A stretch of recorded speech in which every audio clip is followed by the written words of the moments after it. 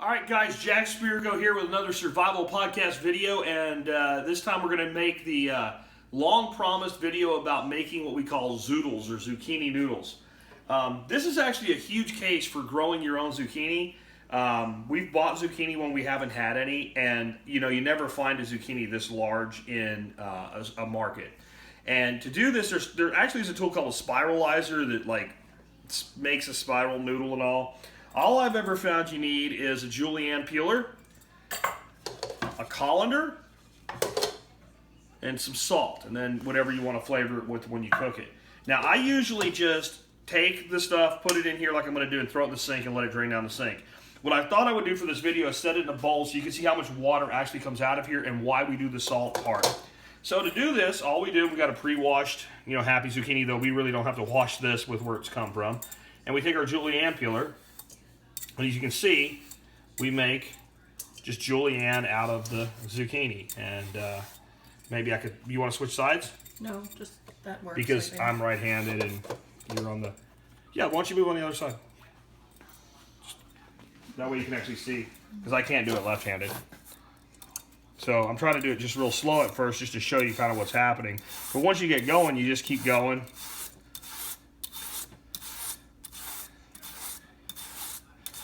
And as you can see, it makes a lot of sense to use a large zucchini for this, because when we get down into the seed level, eventually we're going to stop. And we're going to turn it over to the other side. So what we're doing is we're just getting, if you can see there, we're just getting these nice little, almost like angel hair pasta noodles that we're making with zucchini. Which, of course, if you're on the low-carb, paleo world, lifestyle, whatever it is, much better for us than all that high-carb pasta. And this stuff, the cameraman will tell you, it tastes like noodles. When you eat it, you're just like, that tastes like a noodle. Very low carb, very low calorie. And of course we'll pair it, I think tonight we're pairing it with meatballs. As you can see, there is a little bit of a bulb there at the bottom, so I'm taking some off the bottom. And I'll just keep doing this.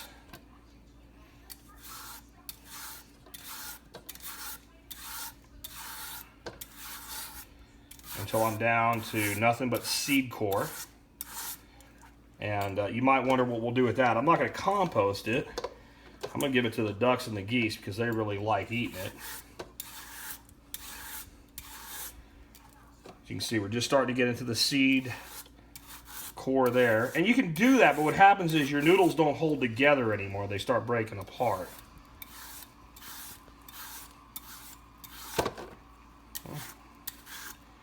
Not a big deal there. That's quite a bit, too. That's way too much for just you and me. No, it's not, because it's going to shrink down a lot when we put the salt on it. Still a lot. It's going to be a lot, absolutely. But that's why I like a big zucchini. And when we cook it, you'll see it's probably not going to be anywhere near as much as it looks like right now. And like regular pasta, whatever you cook, it doubles.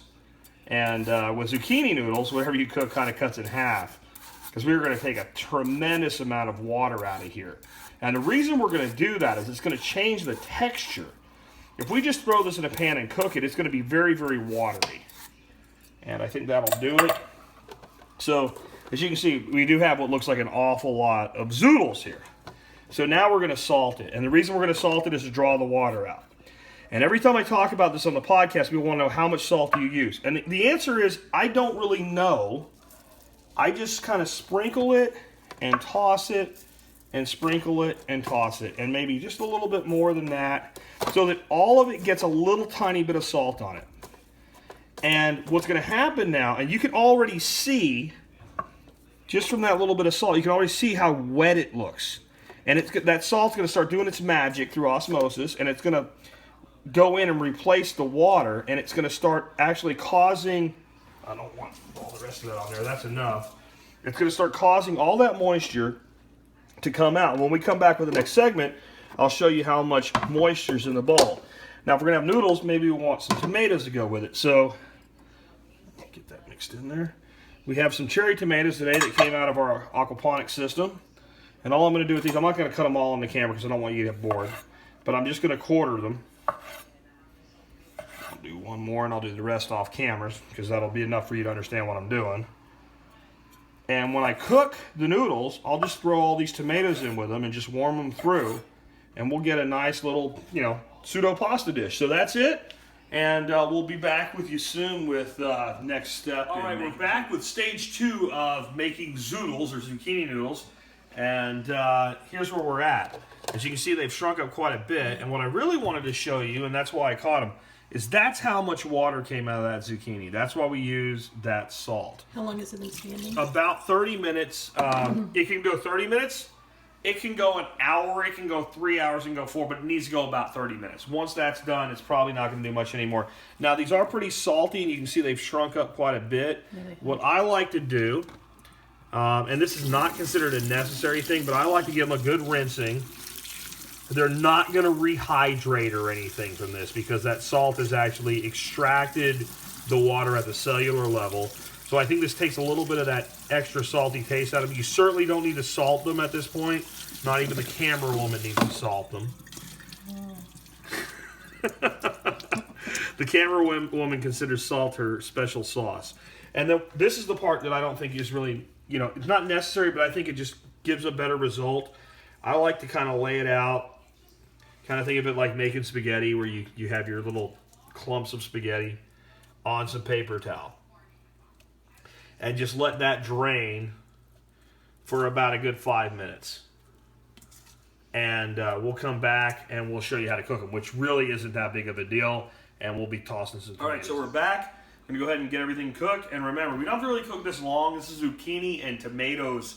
I mean, we could eat it raw and it would be just fine. So we've got the meatballs in the microwave oven kind of warmed up and cut up into pieces for our meat portion tonight. I went out and got some fresh basil and chopped up some garlic, and basil is grown in our aquaponic system, so far everything except the garlic that you're seeing has been grown in our system. And I didn't get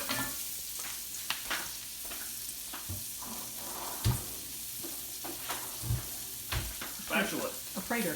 A Prater, yeah, Chris Prater made these for us, so it's a Prater. So what we're going to do is we're going to flavor this butter. It's about 3 tablespoons of butter with some garlic and some basil. And I'm just getting some flavor into the butter. And this is not really a recipe. This is just something you're doing with it. You could do anything you would do with noodles with this stuff. And then we'll drop these in. And all we want to really do is coat them and warm them through. And we'll drop our tomatoes in, same thing. Get a little flavor from the tomatoes there.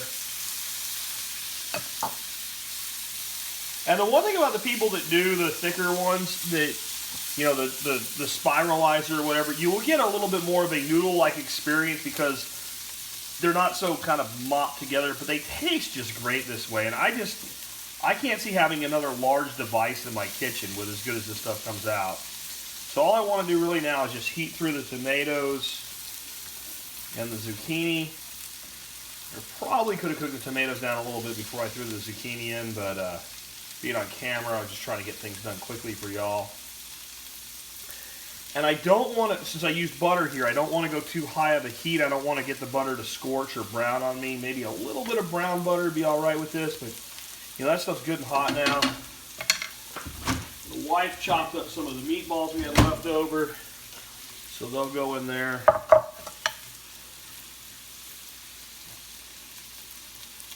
I mean, that's pretty local. I guess the meat came from out of town, but once we get the half a cow that we bought from the people down the road, this whole thing could have been as local as it gets.